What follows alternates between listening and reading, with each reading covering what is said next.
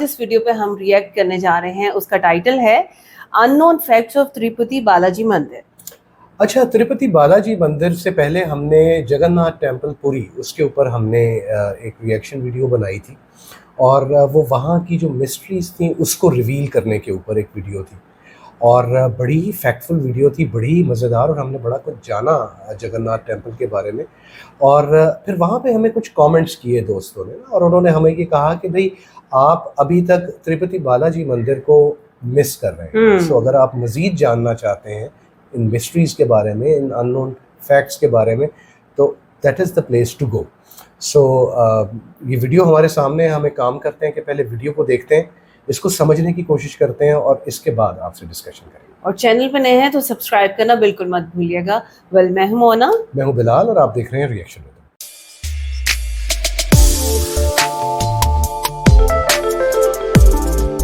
तो चलें जी, ये वीडियो देखते हैं unknown facts of Tirupati Balaji मंदिर। और हमारी ये कोशिश होगी कि इस वीडियो को हम अच्छी तरह देख लें, समझने की कोशिश करें और वीडियो के दरमियान में हम बात ना करें। हम वीडियो के बाद आपसे डिस्कशन करेंगे। वीडियो स्टार्ट करते हैं। 3, 2, 1 एंड गो।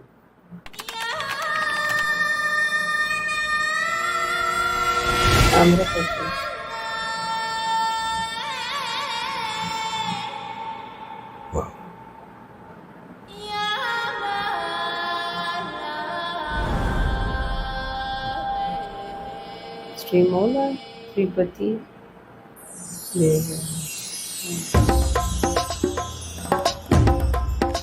श्री तिरुपति बालाजी भारत का एक ऐसा मंदिर जो हर महीने 200 से 300 करोड़ रुपए केवल दान में कमाता है।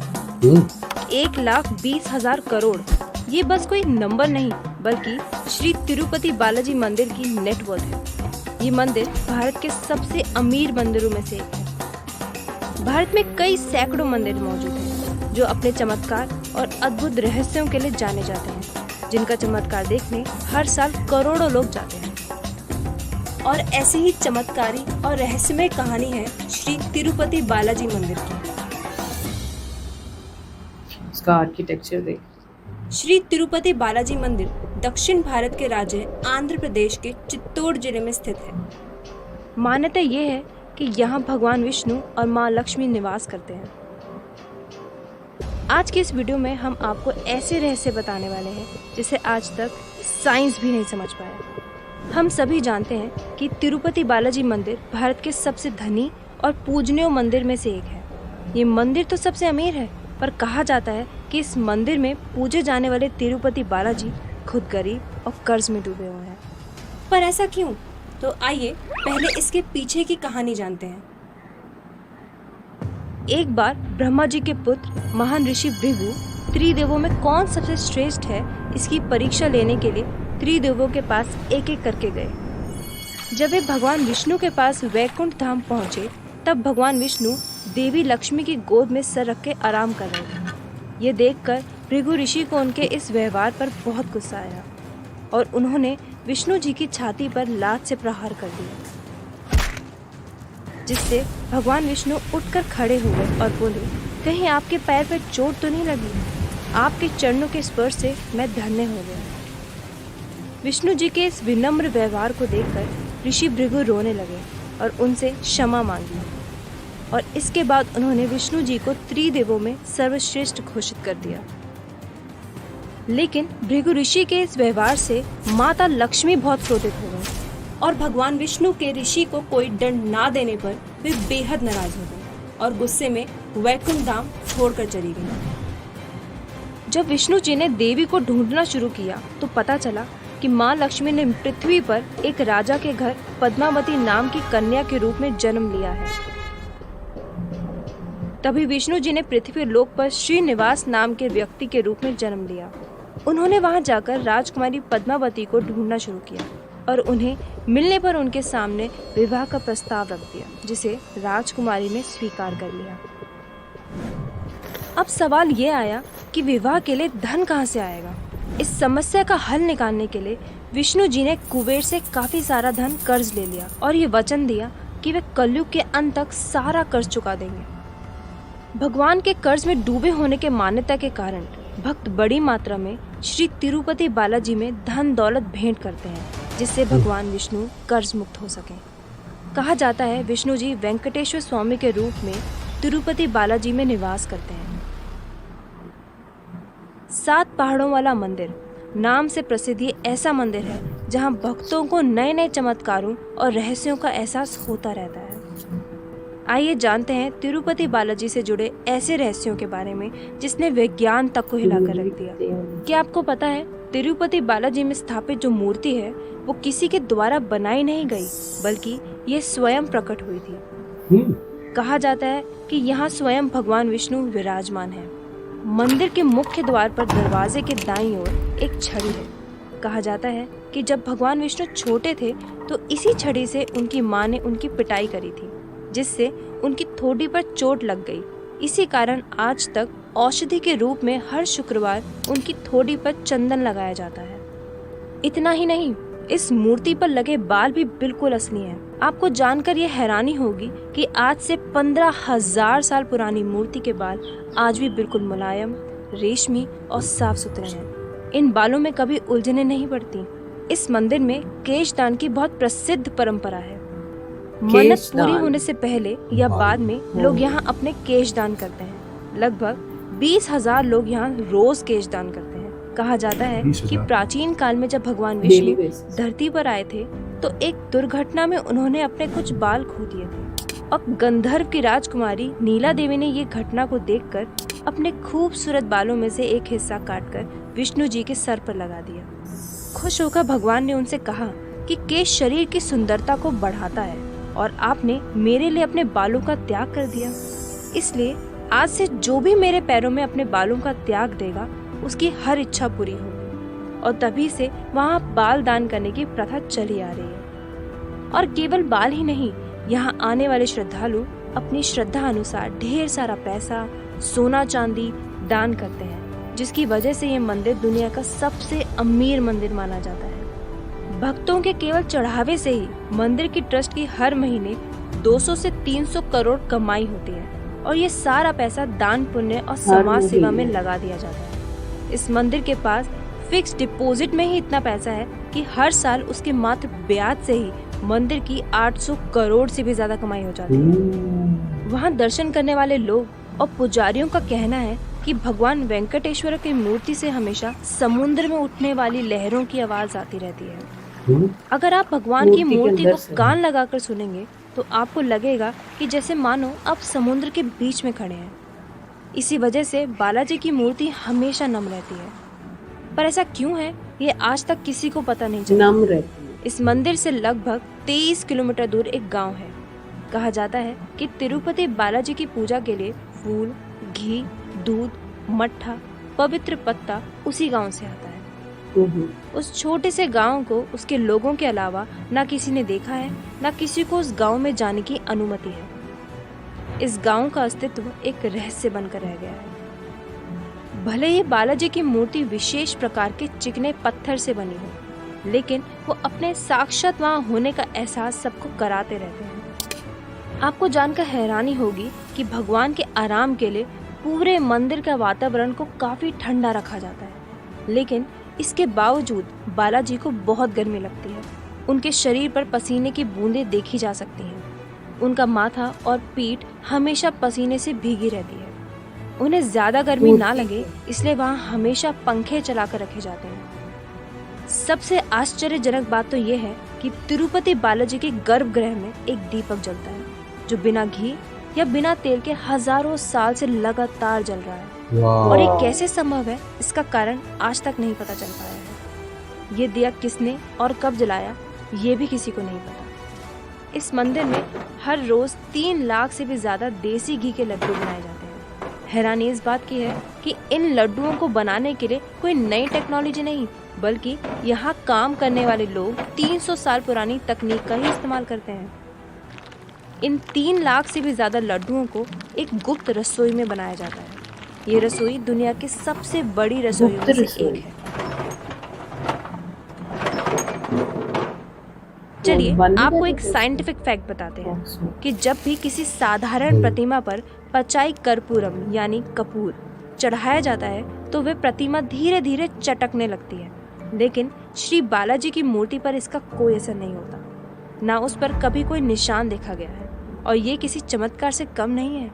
भगवान तिरुपति की मूर्ति के पैरों से एक पानी की धारा बह रही है, जिसे विराज नदी कहा जाता है, जो कहाँ से आती है किसी को नहीं पता। और कभी कभी ये भी देखा गया कि बालाजी की मूर्ति का तापमान उबलते हुए पानी से भी ज़्यादा गर्म हो जाता है। माना जाता है कि उनकी आंखों से जो तेज निकलेगा वो सामान्य व्यक्ति सहन नहीं कर पाएगा, इसलिए हमेशा बालाजी की मूर्ति की आंखें ढक दी जाती हैं। जब आप भगवान बालाजी के गर्भगृह में जाकर देखेंगे तो आपको लगेगा कि मूर्ति गर्भगृह के सेंटर में है, और जब आप गर्भगृह के बाहर आकर देखेंगे तो ऐसा लगेगा कि मूर्ति दाईं ओर स्थित है। भगवान बालाजी के हृदय पर माँ लक्ष्मी निवास करती हैं। माँ यहाँ रहती हैं ये तब पता चलता है जब हर गुरुवार को बालाजी का सारा श्रृंगार उतार कर उन्हें स्नान कराया जाता है और चंदन का लेप लगाया जाता है, और जब चंदन का लेप हटाया जाता है तो हृदय पर लगे चंदन में माँ लक्ष्मी की छवि उभर आती है। हो सकता है कि आप ये सुनकर इन सभी मिस्टीरियस बातों के पीछे कुछ साइंटिफिक रीजन दे दें, लेकिन कभी सोचा है कि क्यों हमेशा ऐसी ही धार्मिक जगहों पर ऐसे इंसिडेंट्स होते हैं, या कह लो चमत्कार। ये सब मात्र एक कोइंसिडेंस नहीं हो सकता, और ना ही हर चीज साइंस से जुड़ी है। आपको क्या लगता है, क्या आप कभी तिरुपति बालाजी मंदिर गए हैं? क्या आपने कभी कुछ मैजिकल एक्सपीरियंस किया है? हमें कमेंट करके जरूर बताइए।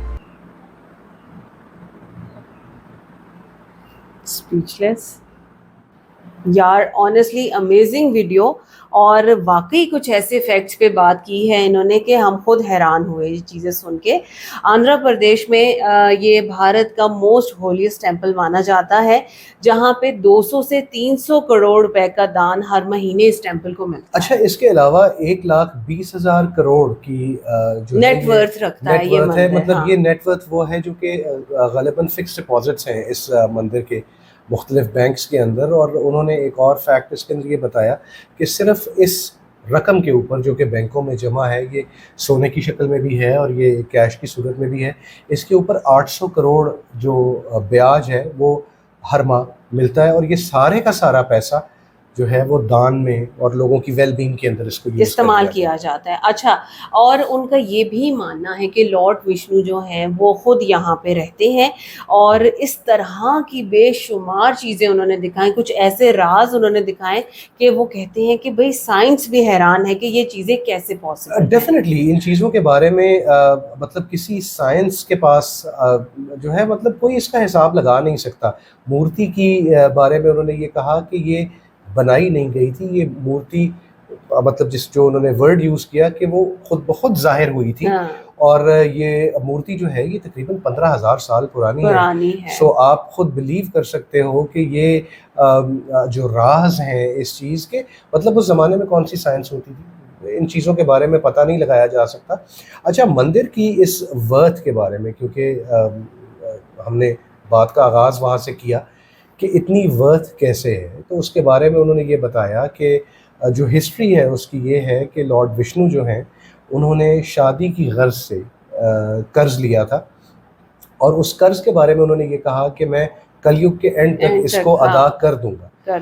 और जितने भी लॉर्ड विष्णु के मानने वाले हैं वो अपनी उस श्रद्धा की वजह से, अपने उस प्यार की वजह से लॉर्ड विष्णु का ये कर्ज उतारने के लिए सोना, चांदी और इसके अलावा रकम, पैसे की सूरत में, यहाँ तक कि अपने बाल तक जो है वो दान करते हैं। उन्होंने इसके अंदर एक और बड़ा एक जादुई और एक इंटरेस्टिंग सा फैक्ट उन्होंने ये बताया कि जो मूर्ति है उसके जो बाल हैं वो बिल्कुल जो है वो नेचुरल है, सिल्की स्मूथ और उनमें कोई सिलवट नहीं आती, कोई अटकन नहीं आती उसके अंदर। और उसके बारे में उन्होंने ये भी बताया कि वो बेसिकली एक घटना, एक वाक़ये के अंदर लॉर्ड विष्णु के कुछ बाल ज़ाया हो गए, और एक देवी जी थी, उन्होंने अपने बाल उनको दिए, और लॉर्ड विष्णु ने उनको ये कहा कि भाई बाल तो खूबसूरती होती है और आपने अपने बाल मुझे दान कर दिए, तो अब से जो भी अपने बालों की भेंट मेरे कदमों में करेगा उसकी हर एक चीज पूरी होगी, हर ख्वाहिश पूरी होगी। हाँ, तो आप ये देखें कि उन्होंने ये बताया इस वीडियो में कि भाई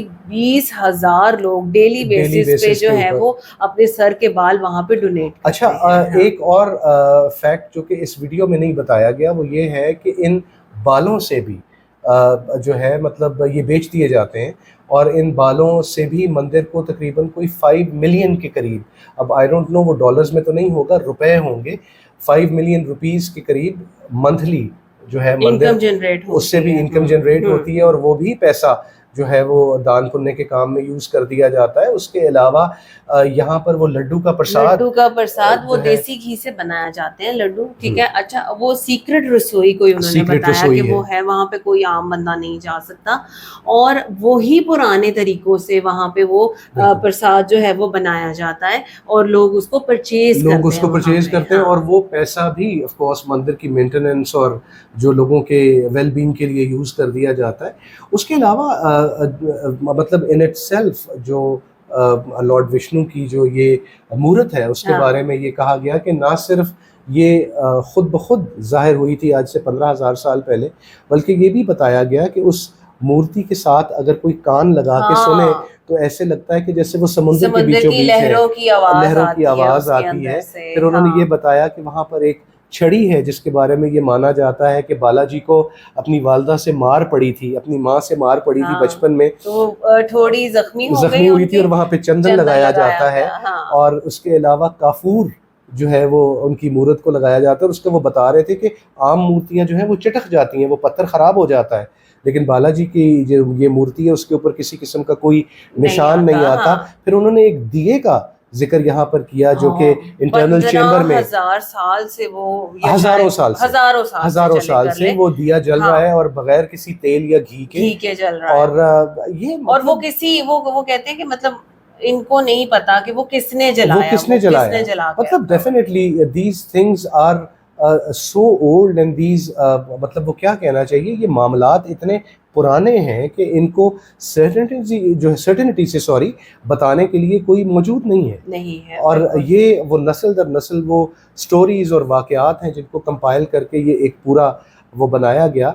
मतलब ऑफ कोर्स की स्टोरीज नहीं है, ये जाहिर है कि ये चीज़ें हुई हैं, इसीलिए इन मंदिरों की इतनी श्रद्धा है, लोग इतने दूर दूर से यहाँ पर आते हैं और अपनी मतलब अपनी कुल दौलत लुटा जाते हैं यहाँ पे। और वो उनका मानना है ना कि अगर आप यहाँ पे बाल डोनेट करते हैं या आपकी ख्वाहिशात कोई भी इस तरह से फंड्स डोनेट करते हैं तो आपकी तमाम परेशानियां जो हैं वो ख़त्म हो जाती हैं। अच्छा, एक और बड़ा इंटरेस्टिंग फैक्ट जो है इस वीडियो के अंदर उन्होंने ये बताया कि बालाजी को सिंस गर्मी बहुत लगती है तो उन्होंने मंदिर का जो अंदर इंटरनली पंखे और एनवायरनमेंट बड़ा ठंडा रखा हुआ है, बावजूद उसके जो मूर्त है उसके पीठ पे और चेहरे पे पसीने के जो है कतरे हैं। और क्योंकि समुंदर की आवाज़ आती है तो नेचुरली मूर्त जो है वो हल्की सी नमी रहती है उसके ऊपर। और एक और इंटरेस्टिंग फैक्ट, अब मुझे वो चीज़ें याद आती चली जा रही हैं और हैरान करती है एक से एक ये चीज़ के जो है बालाजी के पैरों से एक जो है वो धारा, एक नदियाँ सी निकलती है और उसके बारे में कोई नहीं जानता कि वो पानी कहाँ से आता है। फिर ये बताया गया कि बाज़ औकात ऐसा होता है कि बालाजी का जो वो टेम्परेचर है वो मूर्त का वो इतना ज़्यादा हो जाता है कि जैसे खौलता हुआ पानी होता है। और फिर एक और चीज जो है वो इसीलिए उन्होंने कहा कि उनकी आंखों को ढक के रखा जाता है। आंखों को ढक के रखा जाता है कि एक आम बंदा तो शायद जो है उस पावर को और उस वो एब्जॉर्ब नहीं कर सकता। सो मतलब ऑल एंड ऑल ये बड़े इंट्रीगिंग फैक्ट्स हैं। और फिर उन्होंने ये भी बताया कर कि वो इस तरह से जो उनका कमरा है जो मंदिर बना हुआ है वो इस तरह से है कि आप जब अंदर जाके देखते हो तो मूर्त आपको कमरे के सेंटर में नजर, लेकिन दर हकीकत वो सेंटर में नहीं है। जब आप बाहर से देखते हो तो वो आपको दाएं जाने में उन्होंने बताया कि वो होती है। सो मतलब these are all mysteries and maybe I would say miracles के ये एक मतलब इनका आप किसी साइंस में या किसी किताब में आप इन चीज़ों का जवाब तलाश नहीं कर सकते। ये चीज़ें हैं और मौजूद हैं और अपने देखने वालों को उस पर यकीन करने के लिए, उसको मानने के लिए मजबूर करती हैं ये चीज़ें। और हमने इससे पहले जो है मैंने पहले भी वीडियो के आगाज़ में बात की थी कि हमने जगन्नाथ टेम्पल के ऊपर जो है वो बात की थी और जगन्नाथपुरी और जो है मतलब उसकी सराउंडिंग और मंदिर में होने वाले ऐसे वाक़यात जो कि मतलब आपको हैरान कर देते हैं कि ये चीज़ें कैसे हैं। सो ये आपको एक मतलब आप स्पेल बाउंड हो ना, आपके पास कुछ कहने को रह नहीं जाता, लोग वहां जाते हैं, विजिट करते हैं, ये चीजें अपनी आंखों से देखते हैं। और फिर इसके ऊपर ना सिर्फ वो मतलब एतकाद रखते हैं, अपना ईमान रखते हैं, बल्कि बड़ी प्यार और बड़ी वो उस श्रद्धा के साथ अपनी जो वो दान पुण्य करते हैं, और ये हाँ। इन मंदिरों की जो है वो वेल्थ का एक बहुत बड़ा रीज़न है। और वो उन्होंने ये भी बता दिया ना फिर कि भाई ये सारा डोनेशन जो मिल रहा होता है इनको फिक्स डिपॉजिट करा के तो इन्हीं अच्छे वाले नेकी के कामों में, लोगों की इनको भलाई के इस्तेमाल किया लिए, जाता है। चैरिटीज के लिए उसको यूज किया जाता है। बिल्कुल इवन जो बिल्कुल प्रसाद बनता है वो भी इसी पैसे से बनाया बिल्कुल जाता इसी है। पैसे से हाँ। बनाया जाता है। सो मतलब ऑल इन ऑल और वो नजर आया कि भाई भारत का वाकई जो है रिचेस्ट टेम्पल्स में से ये रिचेस्ट एक है। टेम्पल्स हाँ। में से एक है और होलीएस्ट प्लेसेस में से हाँ एक जी, माना जाता है। बिल्कुल। अब मेरा ख्याल है, आप मुझे करेक्ट कीजिएगा, कि जो 4 धाम हैं उनमें से एक ये भी है।